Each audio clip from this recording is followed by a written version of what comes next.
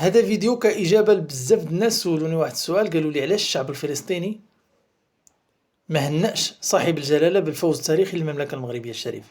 وأنا تنقول لكم بالتأكيد 100% أن الشعب الفلسطيني من الطرف حتى للطرف يعشق الملك محمد السادس كما كنموتوا عليه حنا كاملين.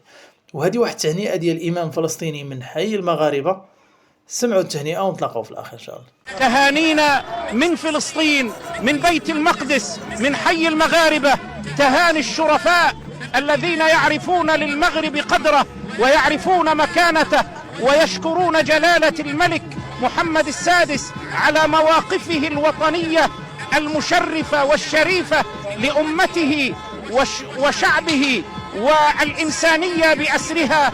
فنسأل الله أن يديم النصر لهذه المملكة الشريفة. فالصحراء مغربية بإرادة ربانية. رد الله الذين كفروا بغيظهم لن ينالوا خيرا، وكفى الله المؤمنين القتال، يومئذ يفرح المؤمنون بنصر الله. وهذه اللي سمعتوه تهنئة خاصة من إمام فلسطيني للملك محمد السادس والشعب المغربي. وحنا كاملين كنقولوا عاش الملك عاش الملك عاش الملك، وشعارنا الخالد الله الوطن الملك والصحراء مغربية، وتحيا فلسطين. تهلاو.